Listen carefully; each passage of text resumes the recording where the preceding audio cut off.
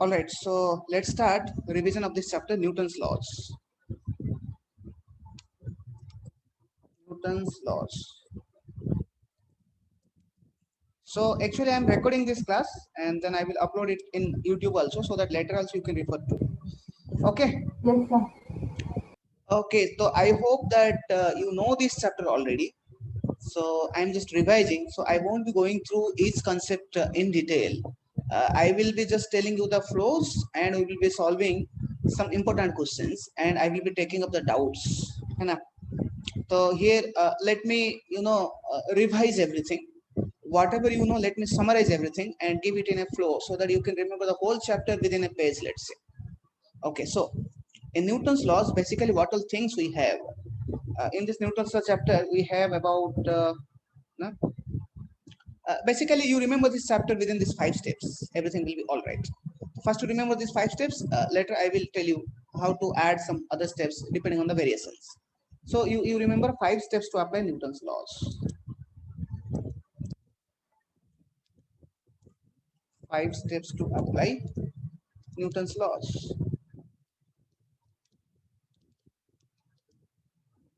What is the first step? Do you remember? First step? Choose the system. Yes. So the first step is choose the system and frame of reference. It is choose the system and frame of reference.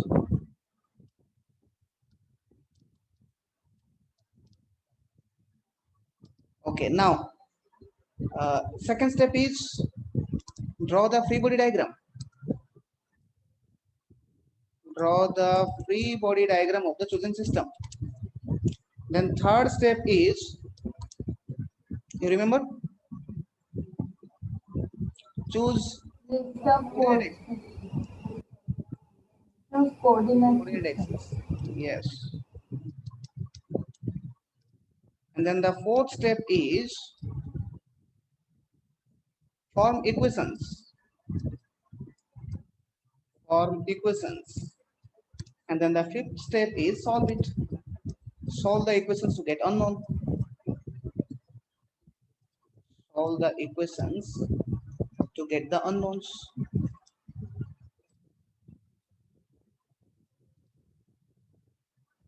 So if you know each step in detail and if you can apply these steps in every type of question, then you can solve it. No need to remember separate formulas or separate methods for separate topics. You need to apply these 5 steps again and again and again. Right. Now let's study in detail. So choose the system. How should you choose a system in to apply Newton's laws? So again, this word system is it has got a different meaning in different chapters. Right. In this chapter, in Newton's law chapter, here system means, it can mean one body or it can mean group of bodies or it can mean group of bodies. That means you can have one block as your system or even you can have, uh, you know, 2, 3, 4 blocks taken together as a system, but the only condition, the criteria should be they should be having same acceleration. That means they should be moving together in the same direction as well as with same magnitude. They should have same acceleration. Then only you can consider them as your system. Otherwise, you can't consider them as one system. So what is the condition? Condition is that they should be moving together or they should have same acceleration. They should have same acceleration. By same acceleration, I mean both magnitude and direction same. Both magnitude and direction same. And this is the first step one needs to understand. Okay, so now I will give you some examples. You should be able to tell me whether they can be taken as a system or not. So here is the question.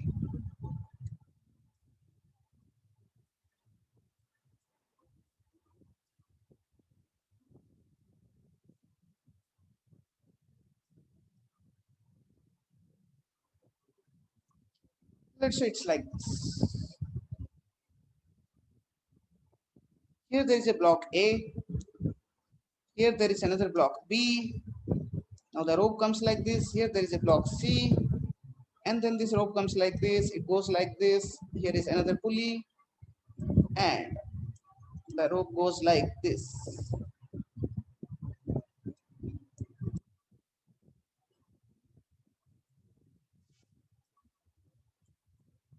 The rope goes like this. This is block D. Here is a pulley. Okay, here someone is pulling it with a force F. Now, can I take block A as a system? Can I take the single block A as a system? Varsha, are you there? Yes, sir. Can I take only block A as my system? The answer is yes. Single bodies can always be taken as Yes, system. sir. Block A can be taken as system, block B can be taken as system, C Yes, can sir. be taken as system, D can be taken as system. And so now, can I take A and B together as my system? Can I take A and B together as a system? Yes, sir. Yes. Can I take A and C together as a system?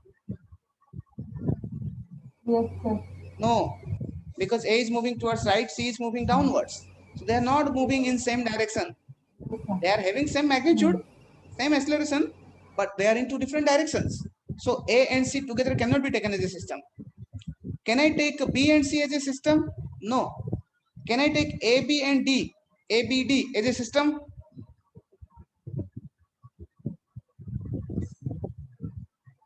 A, B and D, can that be taken as a system? The answer is yes, because they are Yes. moving together in the same direction. A and B, they are also moving towards right with some acceleration. Let's say A. The D also is moving towards right with the same acceleration A and in the same direction. So A, B, D can be taken as a system. BD can be taken as a system. AD can be taken as a system. AC cannot be taken as a system.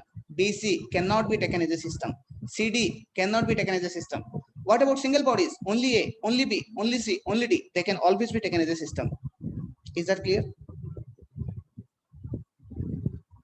Is that clear? Yes or no? Yes, sir. Now, frame of reference. So generally we have got two kinds of frame of reference.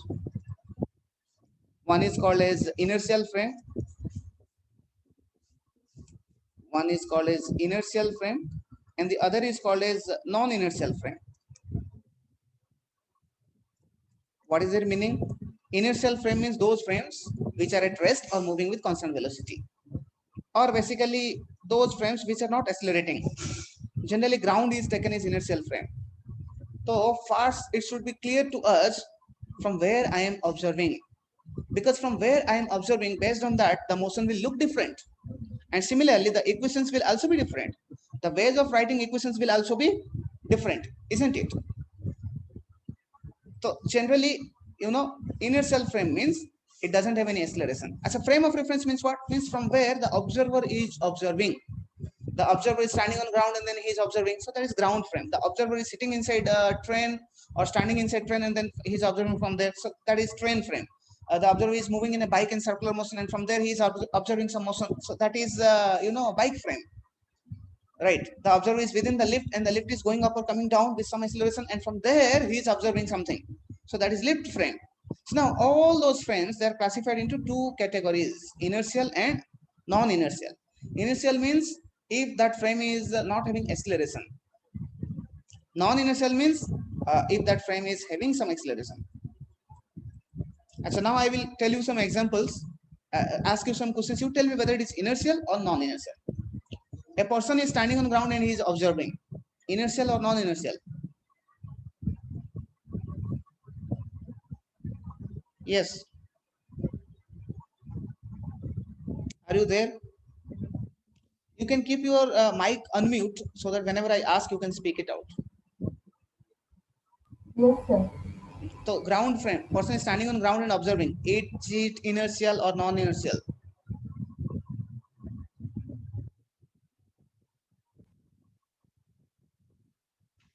Non-inertial. Inertial na, ground na, ground. Yes, sir. Inertial. Yes, sir. Achha, the person is inside a lift and the lift is moving up with the constant speed 20 meter per second. From there the person is observing. So that is inertial or non-inertial?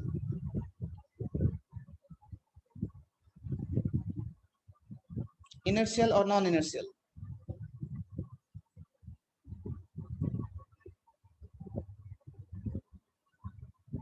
You can keep yourself unmute, na?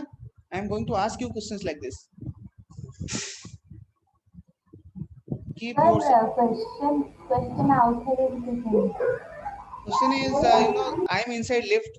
Lift is moving up with constant speed 20 meter per second. Is it inertial or non-inertial? Sir, inertia. So yes, it is inertial because it is moving with constant speed. So now I am inside a lift, and now the same lift, it is moving upward but with acceleration 2 meter per second square. Now Non-inertial. yes, now it's non-inertial. So it's not that lift means it has to be inertial or lift means it has to be non-inertial. Objects are not classified into inertial or non-inertial. The same lift, if it is moving with constant velocity or if it is at rest and I am observing from there, then that is inertial frame. But if the same lift is accelerating and I am observing from there, then it is non-inertial. So it's not about lift or bike or train. It's about whether they are accelerating or non-accelerating. If they are accelerating, then it is non-inertial frame. If they are moving with constant velocity or at rest, then they are inertial frame. Clear? Now, at the starting of the question, we should choose the system and frame of reference, right? For example, let's say we want to study the electron rotating around the nucleus, right?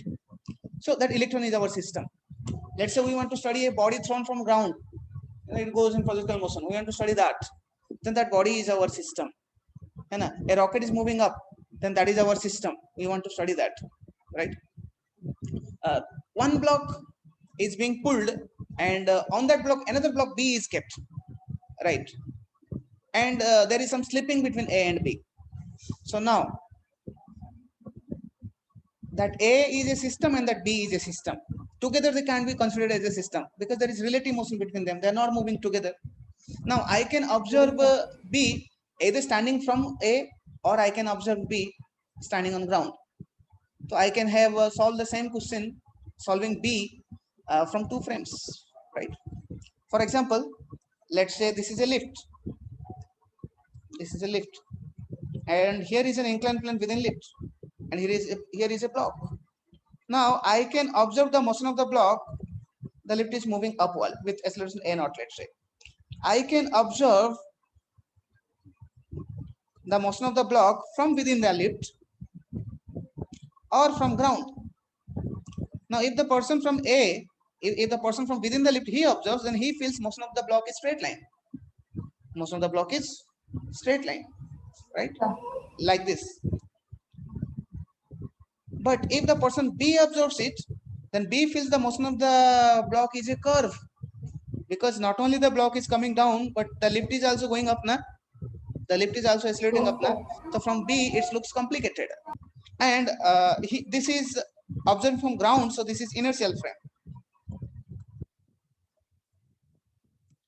Now this person, he is observing, now solving from observing there, that is called as non-inertial frame.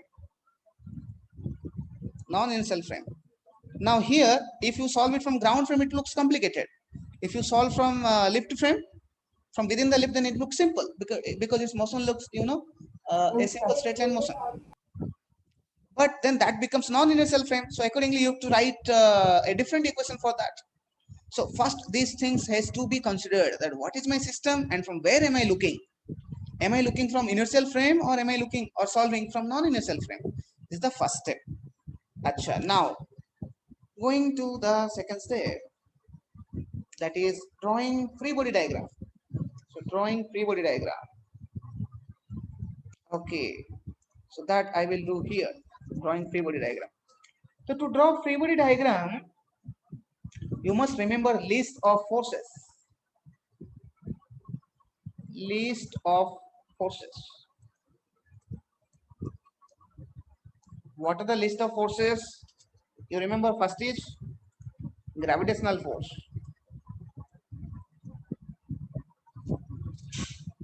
Gravitational force. Second is electromagnetic force. Second is electromagnetic force. And within electromagnetic force, we have got so many categories.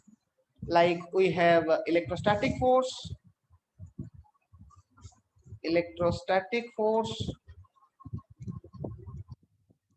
we have magnetic force,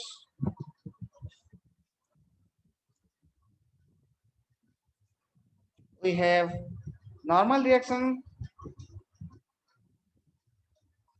Sorry, let's write it as tension.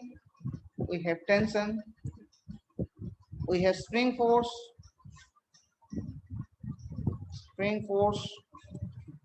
Then we have normal reaction,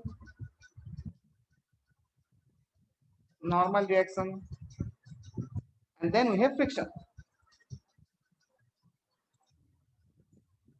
and then we have friction, right? Now,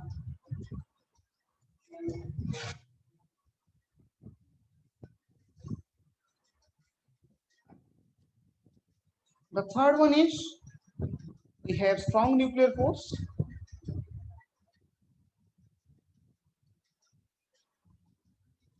and then we have weak nuclear force.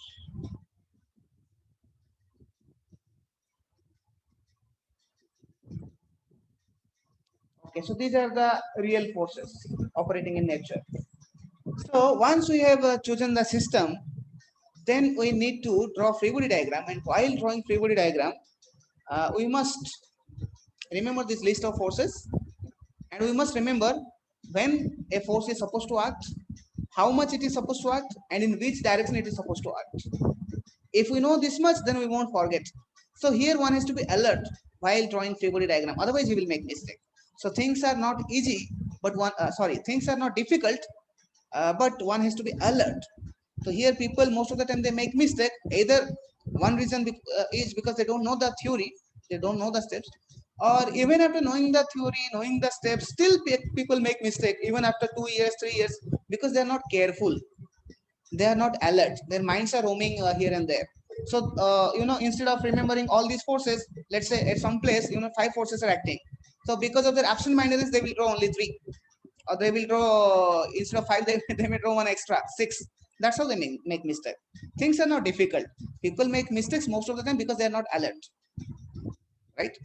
So while applying Yes, second sir. step, one has to be alert. One should know when which force acts, when a force acts, how much it acts, and in which direction it acts. This much the person must be knowing, otherwise he will make mistake. Okay, now let's go to each force one by one. So gravitational force, when this force acts on bodies which have got mass. Any object, if it has got mass, means there will be gravitational force acting on it. Who will apply gravitational force? Every other mass. So gravitational force is the interaction between masses. Every object which has got mass applies gravitational force on every other object which has mass, or you can tell the reverse way. Every object who has got mass applies a force on the object, on our object, right? So in a question, if you have a block M, that means gravitational force is acting on it.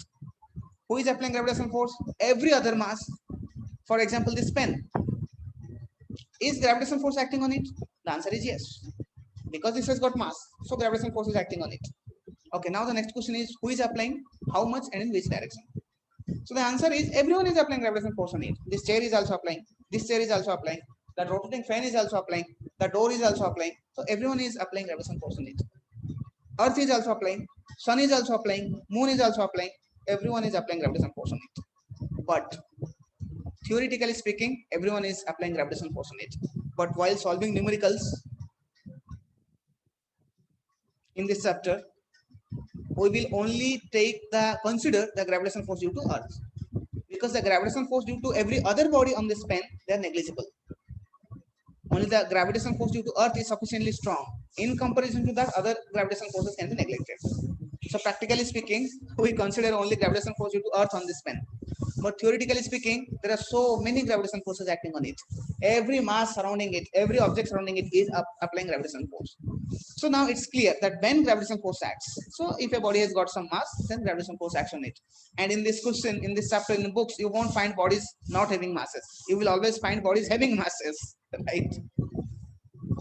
So that gravitational force you will see everywhere acting. Sometimes it may be small, so it can be neglected, but otherwise, in general, always gravitational force acts. Next, how much? Answer is mg. Mass of the body is m, then gravitational force acting will be mg. So what is the direction? Direction is towards center of Earth. Direction is towards center of Earth. Like let's say this is the Earth, and here is a block. Now, if I ask you, what is the gravitational force? How much? The answer is mg. Which direction? So it is towards center of Yes, Earth. sir. If someone tells you, gravitational force is downwards, then that's wrong. In general, we have the ground downward and we have a block here. So in general, gravitational force acts downward because in this case, the center is downwards only. Center of Earth is downwards only. Yes, sir. But more accurately, we should remember like this, that the gravitational force acts towards the center of Earth, not downwards. Sometimes the downwards can be towards center of Earth. So gravitational force acts when a body has mass. It's equal to mg. It acts towards the center of Earth. Done.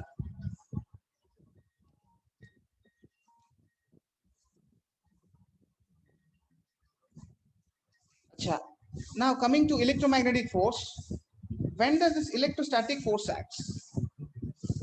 It acts on a charge. It acts on a charge, and you know the formula that you have studied in class 12th. If you have got two charges Q1 and Q2, then how much Coulomb's force is acting? Electrostatic force is acting on Q1. It's K Q1 Q2 by R square, isn't it? It's K Q1 Q2 by R square. Or let's say you have a charge Q and you have placed it inside an electric field, then how much electrostatic force is acting? Then it's QE, isn't it? I'm not going into details because I'm summarizing, I'm revising, I'm just telling the whole chapter.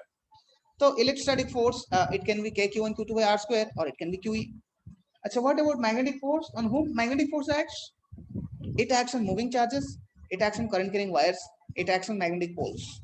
How much? On a moving charge, it is QV cross B. On a current carrying wire, it is IL cross B.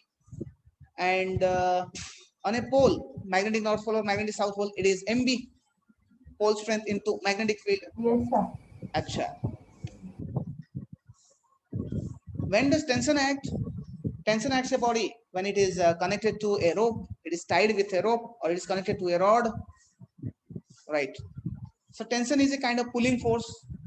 So whenever you see one body pulling the other body, that means tension is acting. Whenever you see rope is tied to a body and the body is hanging, let's say, like this. The body is hanging with the help of a rope. That means rope is applying tension in it. Or sometimes, most of the time you come across this. Two blocks hanging. So here, tension is acting on it. What is the magnitude of tension? This is not fixed. Like gravitational force, it's fixed, mg. Electrostatic force, it's fixed, K1 Q2 by R square. Magnetic force is fixed, QB cross B, or IL cross B, or MB. Tension is not fixed. You can't write tension as something. Tension gets adjusted itself so that the laws of motion, the equations of motion, Newton's laws, they become valid. So depending on the situation, you have to calculate how much tension is acting. The same rope, the same body, depending on how strongly you are pulling it, tension can be different. So tension is called as a self-adjusting force. What is the direction of tension? Tension acts in such a way that it is trying to pull the body. For example, let's say here, let's say, look at this example. Here, let's say M1 is heavier, so M1 is going down. M2 is lighter, so M2 is going up. Now, if I ask you, in which direction tension is acting on M1, the answer will be the rope is connected to M1. Imagine that the rope is pulling the block, so tension is acting here. In which direction tension is acting on M2? Again, the rope is tied to the block M2. So imagine the rope is trying to pull M2. So tension is acting in this direction. Yes, tension is upward in both the cases, M1 or M2. So in which direction tension is acting? For that, you don't have to look at direction of motion. You have to imagine the rope is pulling it. So if the rope is pulling it, how it will act? Ropes cannot push bodies. So never ever draw it like this, that on M2 tension is acting like this. It is not possible. Or on M1 tension is acting downwards. It's not possible. Ropes can never pull. Sorry, ropes can never push. They can only pull. So imagine the rope is pulling and then draw it. Now the question may come, but M1 is moving downwards. How is tension acting upward? If tension is acting upward, how it is going downward?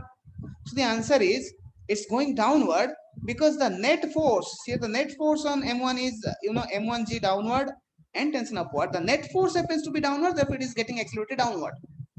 Someone is going downward doesn't mean tension cannot act upward. Like that. Here also, tension is acting upward, M2G is acting downward. Here M2G is acting downward. Why it is going up then? Just because one force is opposite to motion, it doesn't mean that is not possible. The body moves in a certain direction if the net force happens to be in that direction. Is it clear? So this was about tension. Acha, when and how much spring force acts? So spring force acts when a body is connected to spring. When a body is connected to spring and the spring is not in natural length. The body is connected to spring and the spring is not in natural length. This is natural length, let's say.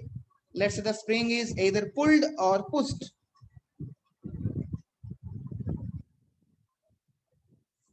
Let's say the block is here or the block is here. The spring is either pulled or it is compressed. It is extended or compressed. Then only we can tell spring force is acting. And how much is spring force? Its magnitude is kx and its direction k delta x actually. That x is elongation or compression. And its direction is always in such a way that the spring wants to comes to natural length. So in that case, mathematically you can write F equal to minus kx. When does normal reaction act? Normal reaction acts whenever two bodies are in contact with each other. For example, now I have kept this laptop on my thigh. So there is normal reaction acting between them because they are in contact. So my laptop is applying normal action on my thigh. My thighs are applying normal action on the laptop. I am holding this pen. So the pen is in contact with my hand. So my hand is applying normal action. That means my fingers are applying normal action on the pen. The pen is also applying normal action on my fingers. Right. Friction. It is completely different force. Based on this, we have a complete chapter only. So no need to discuss it now. तो ये clear होना चाहिए कि force किस direction में लग रहा है. अच्छा, what about strong nuclear force and weak nuclear force? They don't come in mechanics. They operate within the nucleus and we don't study those phenomena here. In this chapter we study only phenomena outside the nucleus. So you need to remember only this much force. Yes. Later we will come across some more forces like air resistance, viscous force. They are something similar to friction. Or we will come across pressure due to fluid or buoyant force. That is nothing but normal reaction. In that sense, we have covered this list. So whenever you need to draw free body diagram, remember this list of forces. Imagine gravitational force. Is it acting? If it is acting, then apply it. Otherwise, go to the next. Electrostatic force. If it is acting, apply it. Otherwise, go to next. If you are alert like this and if you follow the sequence, then you won't forget. Then you won't forget any force while drawing free body diagram. Right? Is it clear? Yes, sir. Some common mistakes which students make here. Sometimes students, when you tell them to draw free body diagram, they sometimes apply a force called a centripetal force or centrifugal force or MA force or mv square by r force. There are no forces like that. Force free body diagram is this list of forces. You don't have to apply a force MA or mv square by r. MA is not a force. mv square by r is not a force. Centripetal force is not an extra type of force. These are the forces. That force out of all these which acts towards center is called as centripetal force. That force which acts away from the center is called as centrifugal force. Let's say I kick a chair. So my legs kick the chair. That means I applied normal reaction. So if my question is how many forces my leg applied on chair, the answer is 1. What is that? That is normal reaction. Now if someone tells, sir, my leg applied 2 forces on the chair. One is kicking force, the other is normal reaction. That is completely wrong. You are counting it twice. That normal reaction is the kicking force. Kicking force is not a new kind of force. That force which kicks is kicking force. I slapped someone. You can't tell that I apply two forces, one slapping force and one normal reaction. No, normal reaction is the slapping force. Similarly, sometimes the tension, the sun is, sorry, the earth is rotating around the sun. So now on earth, which force is acting? Gravitational force is acting, but that force is acting towards the center. The earth is moving in circular motion, and you see the direction of gravitational force always, it is towards the center. So gravitational force is the centripetal force. It's not the two forces are acting, one gravitational force and one centripetal force. So that's one common mistake which people do while drawing free body diagram. So now let's go to the third step. Okay, so it is, the diagram has become complicated. Page is full. We need to go to the next. The coordinate axis. Coordinate axis. So before, in any chapter, before writing equations, we need to choose coordinate axis. Without coordinate axis, people will make mistake. So how do we choose coordinate system? Simple. In general, horizontal is taken as x-axis, vertical is taken as y-axis, and perpendicular to that, that is taken as z-axis. If the motion is happening in horizontal direction or vertical direction, sometimes what happens,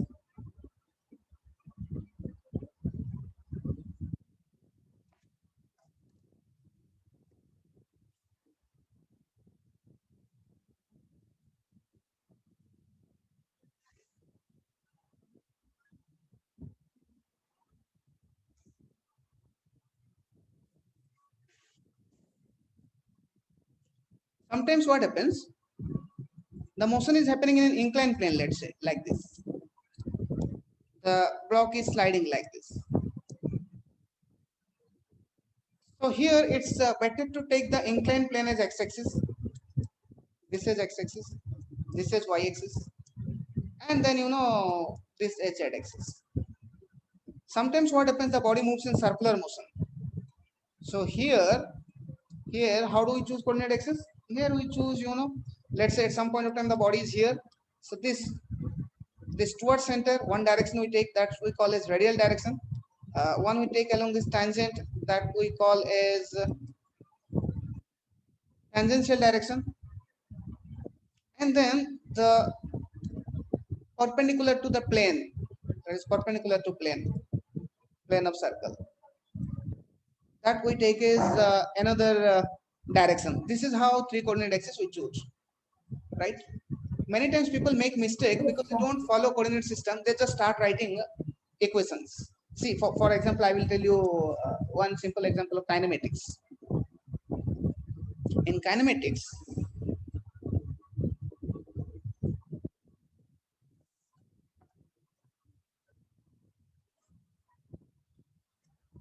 let's say here is a tower,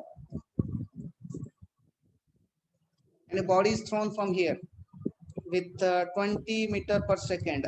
The question is, this body goes and comes down. This is, let's say 50 meter. So the question is, when the body will reach ground. So students use it like this. They use the equation s equal to ut plus half a t square, and in s they put as 50, and in u they put it as 20, and then t, and then they write half, and then they write at square. Then they ask, sir, a को कितना डालेंगे? +10 डालेंगे कि -10 डालेंगे? चलो वर्षा बताओ, इधर a को क्या डालेंगे? How much should we put in a? +10 or -10?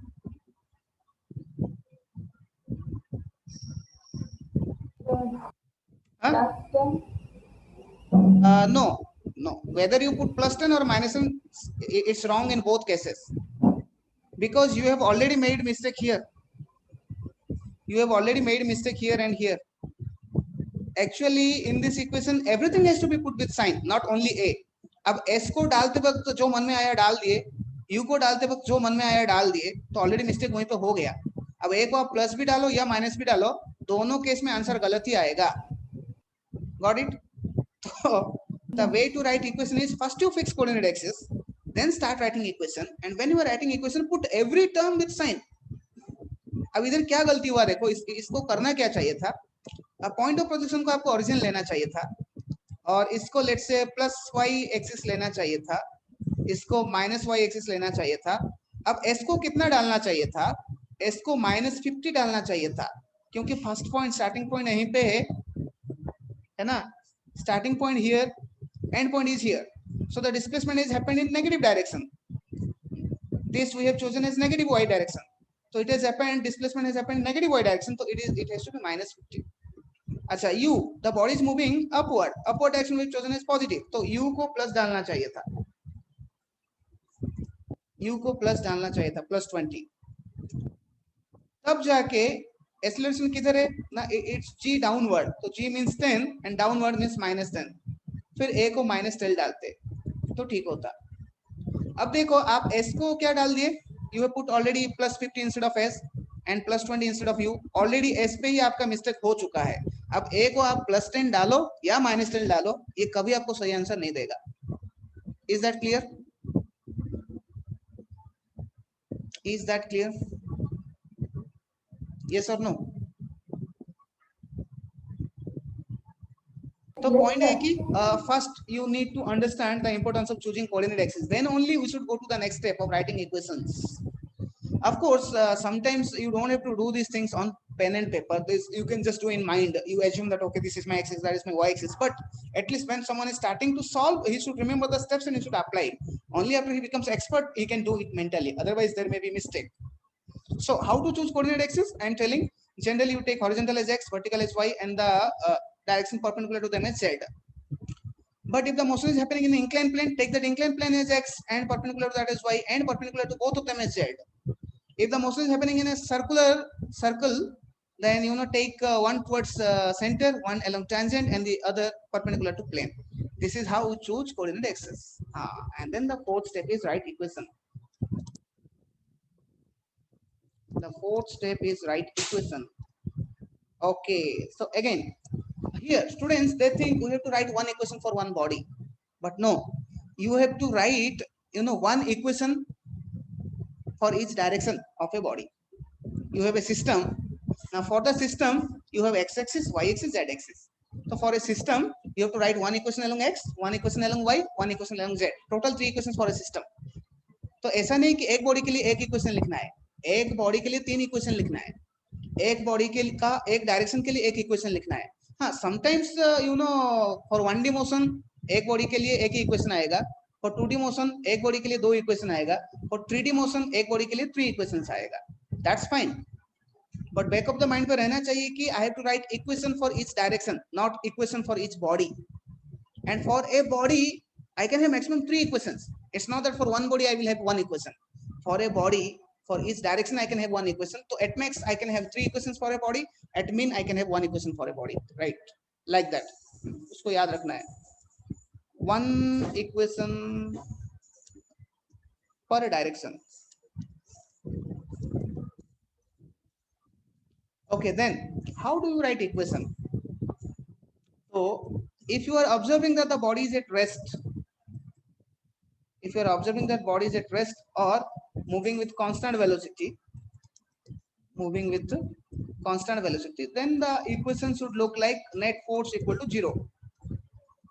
Net force equal to 0. If the body is accelerating, then your equation should look like net force equal to ma. है ना? Okay, Yes, so thus we have used all Newton's laws. See, first we have used Newton's laws in step 3. Step 3? No, step 2. Here you see step 2. Step 2, when we were drawing free body diagram, there we are drawing all these forces. There we are using a third equation. Third law of Newton. What is Newton's third law? Newton's third law is a body A is applying some force on B, then body B also applies same amount of force on A, right? So let's say you have got a body kept on ground.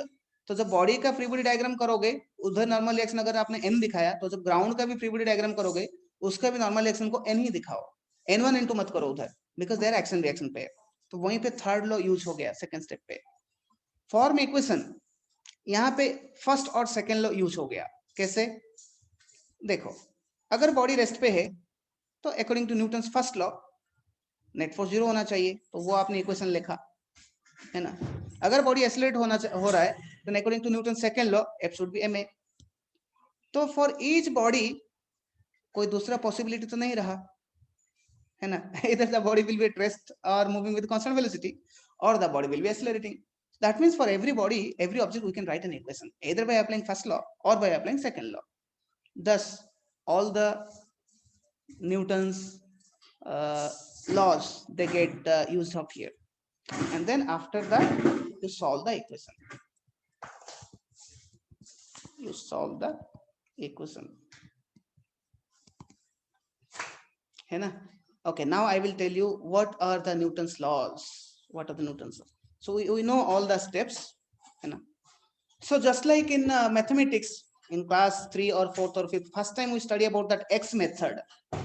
X method means something is asked in a question, so you assume it to be X and then start solving. First you assume it to be X and then you form an equation. That equation will contain X and then you solve it and then you get X. So similarly in physics also, many times whatever he is asking, he may ask find tension, find extension in the spring, find velocity, find normal reaction, find speed, find tension in the rope, or find mass of the body. He might have asked you anything. Just assume it. Let the tension be T, let the mass be M, let the normal action be N, right? And then after following all these steps, you will reach at these equations. And then when you solve those equations, you can get your value, whatever he is asking. So you don't have to worry what he is asking. Just go on following these 5 steps. Whatever he is asking, उसको कोई ना कोई एक variable मान लो. Final step पे, fourth step पे जाके equation बन के जब सॉल्व होगा तो वो आ जाएगा, है ना। तो वर्षा क्लियर हो रहा है स्टेप्स? Yes, sir. ओके, तो अभी और एक चीज बताना था कि न्यूटन्स लॉज है क्या। तो न्यूटन्स 3 लॉज हैं, उसी सीक्वेंस में मैं बताऊंगा जिस सीक्वेंस में इधर वो यूज पे आया। तो Newton's third law, and then Newton's first law, and then Newton's second law. So Newton's third law basically tells that whenever two bodies interact A and B, then if A is applying some force on B, then B must be applying some force on A. That means it is not possible that A is applying force on B and B is not applying force on A. No. Forces, or in other words, we can tell forces always occur in pairs. And if A is applying some force on B, then B must be applying some force on A. So this is Newton's law. Let's say you have block A and block B. For that matter, you can choose anything. You can have charge Q1 and charge Q2, right? So according to Newton's third law, you know, let's have block A and block B. So Newton's third law tells that if A is applying some force on B, that means B is also applying force on A. B is also applying force on A. It's not ऐसा नहीं कि सिर्फ B के ऊपर लग रहा है, A लगा रहा है और A के ऊपर भी नहीं लगा रहा, वैसा नहीं हो सकता। Got it? सिर्फ उतना नहीं, न्यूटन लॉ सिर्फ इतना नहीं कहता कि दोनों एक दूसरे के ऊपर लगाएंगे फोर्स। न्यूटन्स लॉ और एक स्टेप आगे जाता है, and then it tells their magnitudes will be equal. So if A is applying a force M, then B will also apply a force N only.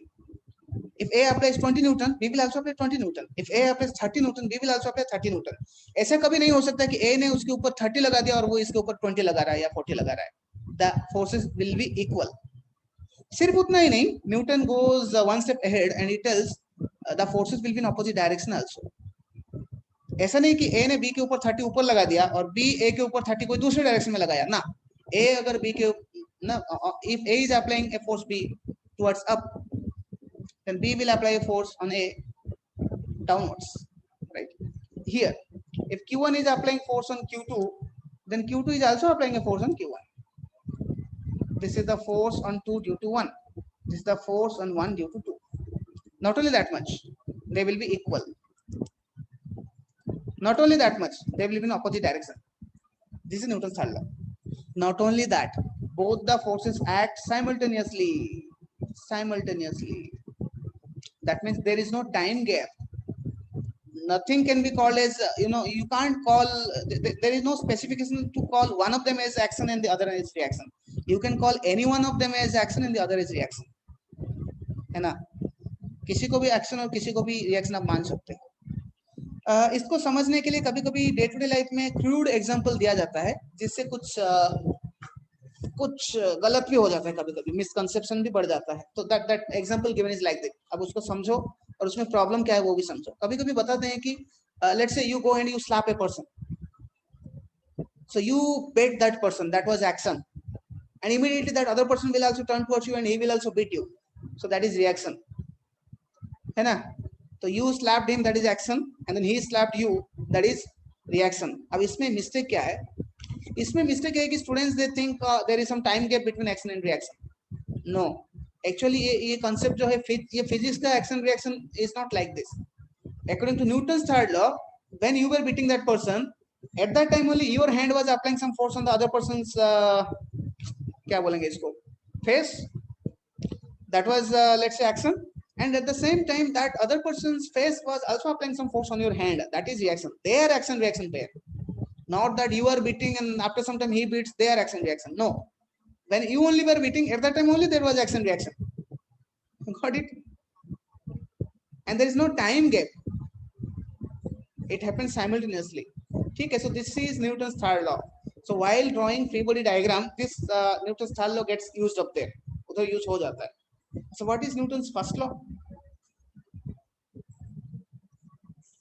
So Newton's first law is a body is in equilibrium if net force is 0. A body is in equilibrium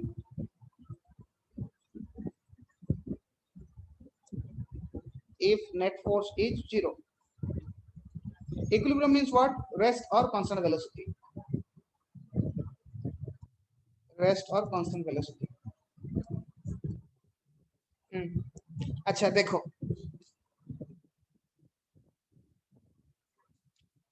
first पहले इसको मैं box कर लेता हूँ, नहीं तो भूल जाओगे। थोड़ा इमेजिन करो,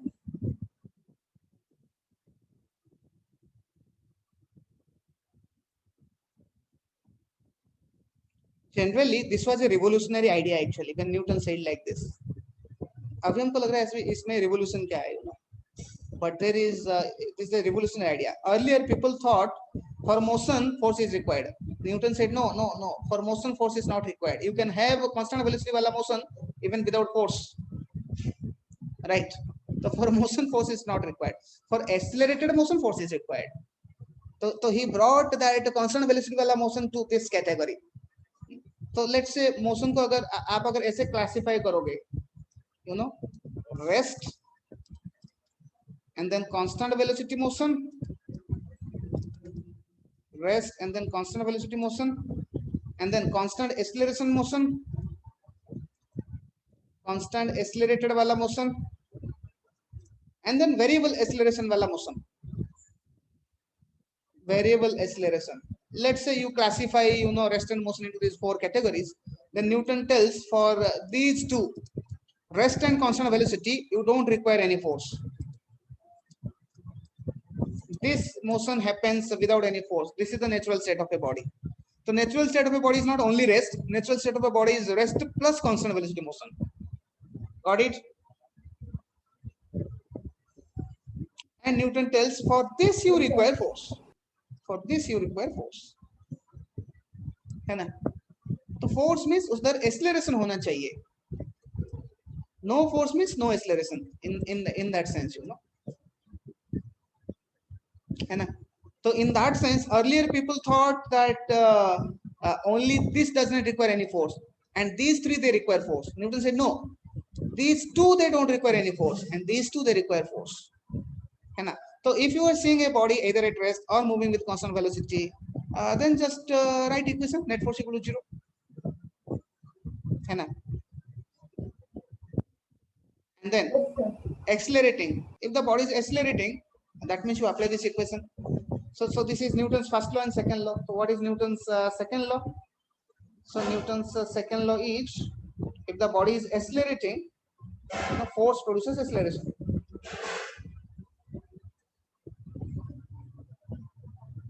Force produces acceleration. If you apply force F, then there will be acceleration A. So ma is not a force. If you apply force F, then that is the cause, and then the effect is acceleration. And how much will be the acceleration? That acceleration will be A equal to F by m. A equal to F by m, or F equal to ma in that sense. Of course, Newton did not tell F equal to ma. He said F equal to dp by dt. He said F equal to dp by dt, and many questions have to be solved using this definition. But anyway, for this chapter, we are talking of blocks of constant mass. So here, most of the time, we will use this form. But actually, what Newton had said was something like this. And if you don't remember this, then you can't solve many questions. Sometimes people remember only this, and then forget this. So, and the examiner exactly knows, the student knows only this, and he forgets this. So he gives questions based on this. Okay. So this is how Newton's three laws are, and this is how they are used. Okay, now we will solve some questions based on this, and then I will add some more steps to this. अब क्या क्या steps इसमें आगे चल के add करेंगे वो भी मैं इधर बता देता हूँ. तो अभी तक कौन से steps पढ़ लिए? अभी तक पढ़ लिए. Choose the system and frame of reference, draw the free body diagram, choose coordinate axis, form equations, solve the equations to get the unknowns. अच्छा, इसमें क्या क्या steps में ऐड करने वाला हूँ? वो steps है. If you are solving from non-inertial frame, then include a pseudo force here. That also you should remember. If you are solving for circular motion, then while forming equations,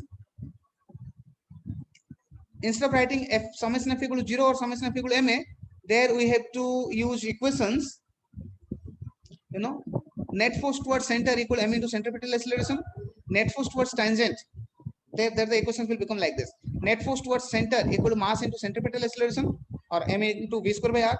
Net force towards tangent equal to m into tangential acceleration, and net force perpendicular to the plane equal to 0. Circular motion के लिए वो equation ऐसे बन जाएगा, right? And then one more thing, if you are solving pulley block systems or wedge problems where blocks are connected together and they are not independent to move, then you have to use constant equation. So about constant equation, pseudo force and circular motion, you know, they are not different. You can have all of them here included in these 5 steps also.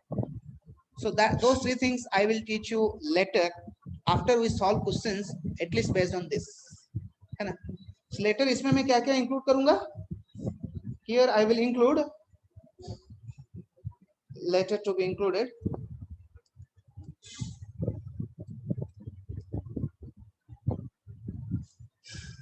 constant equation,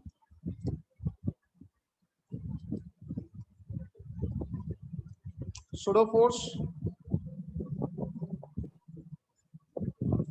equation for circular motion.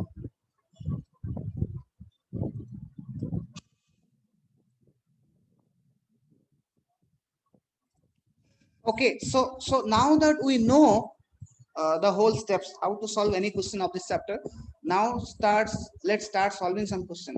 So Varsha, you are prepared with your notebook and pen? चलो कुछ question solve करते हैं फटाफट.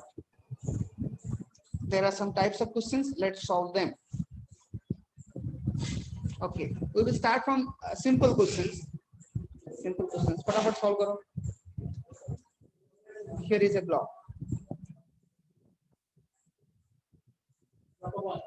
Find tension.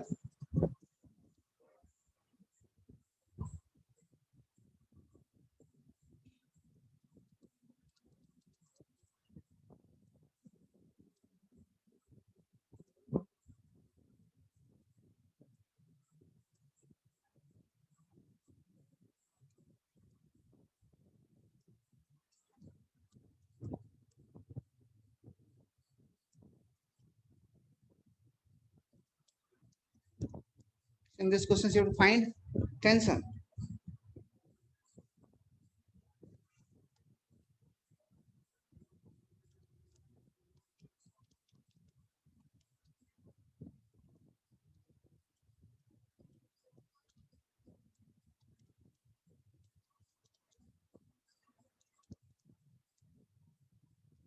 Find elongation of spring.